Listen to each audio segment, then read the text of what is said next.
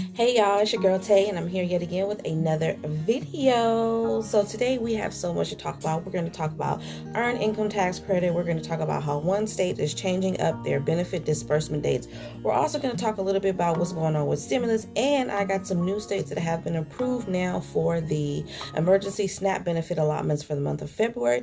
Plus, one new extra state also made it to the EBT list for 2020-2021 school year. So definitely make sure you guys smash that like button, comment down below, subscribe if you haven't already. Plus, push your post notification bell button so that way anytime I upload a video, you will be notified. So let's talk about it. All right. So jumping right into things, you guys, this information was actually current as of February 1st. So it's a couple of days old. But in Baton Rouge, Louisiana, in December, it says that the Department of Child and Family Services began a 3-month process of transitioning its SNAP benefit schedule to distribute benefits more evenly throughout each month. Okay.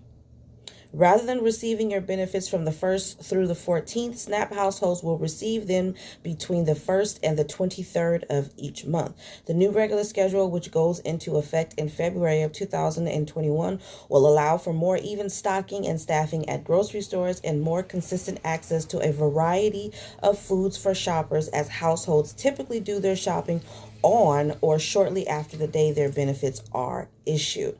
So I am going to pull up the schedule for you guys, and then I'm going to give you the schedule, the new schedule. Okay, so for elderly or disabled, your new benefit distribution dates will be between February 1st through the 5th, and then the rest are dependent upon your social security number. So the very last number in your social security number. So if your social security number ends with 0, then you should receive them February 5th. If it ends with number 1, February 7th. If your social security number ends with 2, February 9th. If the social security number ends with 3, February 11th. If the social security number ends with 4, then February 13th. Ending with 5, February 15th.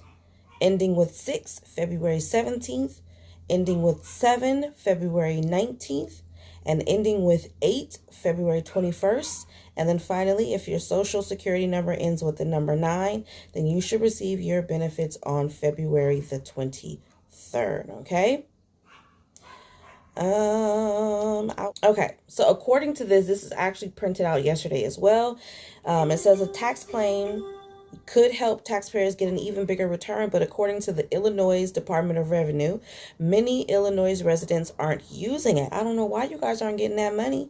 The federal earned income tax credit, the EITC, and its Illinois counterpart, the Illinois Earned Income Credit, which is the EIC, could bring bigger returns for eligible filers in the state, but you'll need to claim it on your tax return in order to get it. The Illinois Department of Revenue issued a reminder to residents that the credits are powerful tools that reward low and moderate income taxpayers for their hard work. Yet thousands of eligible taxpayers fail to claim this refundable credit on their taxes. So you guys have a message here from the director of the Illinois Department of Revenue, David Harris, saying, I encourage taxpayers to check their eligibility for the state EIC and federal EITC. The Earned Income Credit puts thousands of dollars in the pockets of hardworking families every year.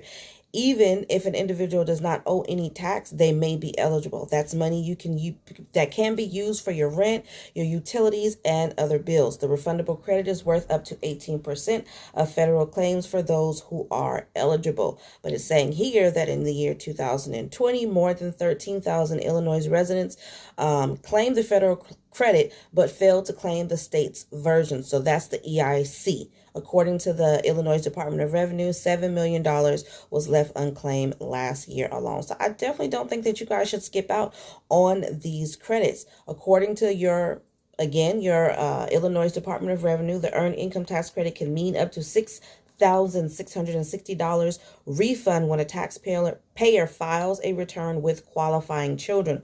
Workers without a qualifying child could be eligible for a smaller credit up to $538. According to the IRS, the average amount credited for 2020 was $2,461. So I definitely think that you guys should take advantage of that because it's available. Now, I am going to show you guys while I'm talking The new state that has been added to the list for pandemic EBT 2021 and 2020, the school year, basically. You guys know what I'm trying to say. So, as of right now, we have Illinois, Indiana, Massachusetts, New Mexico, and then North Carolina is the new state to make the cut. Ohio, Rhode Island, Tennessee, and Vermont. So that's all for pandemic EBT. Now, I also did a short search last night because I wanted to see if the names of the emergency SNAP benefits had been updated for the month of February. And as you can see on the screen right now, it had not. It wasn't updated at all. But then I checked just shortly before I came on to do this video, and you should be looking at it right now. And as you can see, there's definitely a lot more states on there than was on there last night. So I'm going to read them out. I haven't had time to go through one by one and actually write down the payout dates, so you guys will be getting that information in a separate video. However, as of today, this morning, currently the states that have been approved for emergency SNAP benefits for the month of February: Alabama, Alaska, Arizona, Arkansas, Colorado, District of Columbia, Florida, Georgia, Hawaii, Illinois, Iowa, Indiana, Kansas, Kentucky, Louisiana, Maine, Maryland, Michigan, Mississippi, Missouri, Montana, New Hampshire, New Mexico, North Carolina, North Dakota, Ohio, Oklahoma, Rhode Island, South Carolina, South Dakota, Tennessee, Texas, Utah, Vermont, Virginia, Washington, West Virginia, Wisconsin, and Wyoming. So those are the names of the states that have been approved for emergency SNAP benefits for the month of February. Now, just briefly wanted to give you guys some information on what's going on with stimulus. Not a whole lot of changes. As far as I know right now, they have passed the $1.9 trillion package. It says the House on Wednesday approved a budget resolution in a 218 to 212 vote that would allow Congress to pass a $1.9 trillion COVID-19 relief bill without Republican support.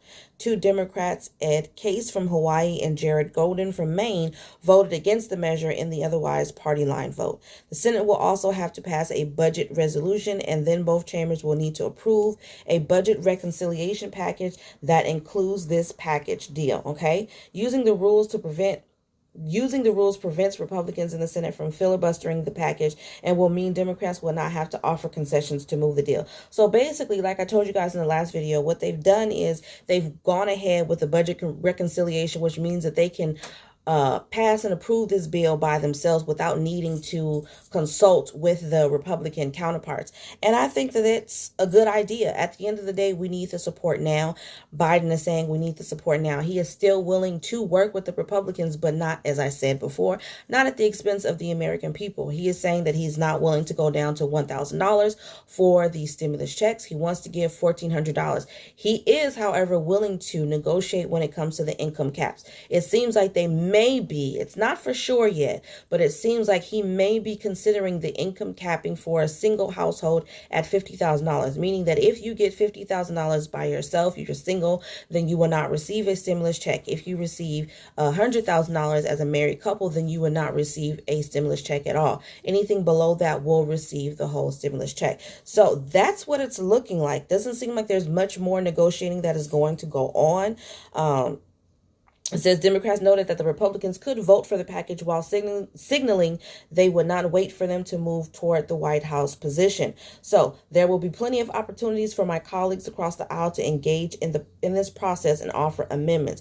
But we cannot afford to slow down our response to these urgent crises while Republicans decide if they want to help or not. Again, I think that's absolutely valid. And what I think is funny and kind of hypocritical is I remember reading to you guys that 4 years ago, I'm assuming when Trump just went into office, the Republicans used this very same tactic, this very same tool in order to get rid of Obamacare and to pass through certain tax cuts and tax benefits for the wealthy that the Democrats were obviously against. So it's kind of funny that they're coming out now and saying that Biden is going against himself, campaigning, wanting to get bipartisan support when they did the very same thing. So, I think their biggest fear, and I've even heard that their biggest fear is that they don't want to give a lot of money to blue states, which we know blue states are considered Democratic states. They don't want to give money to blue states. They're not really for giving money to colleges that are minority based, or even communities that are minority based. I mean,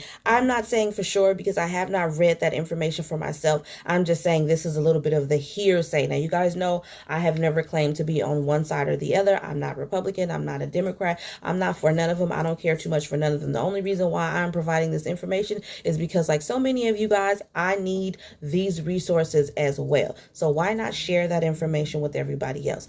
I don't particularly care for none of them. You guys are going to hear me say that. I don't care too much for politics. I don't care too much for how they think and they feel. I still feel like even though the Democrats are using this tool to help get the stimulus checks to us, that at the end of the day, they are positioning chess pieces across the board in order to make themselves look more appealing to the American people. So all they're doing basically is doing certain things to make it easier for them to hold on to their seats in Congress or Senate or whatever. That's my personal take on it. You guys, you don't have to agree with me.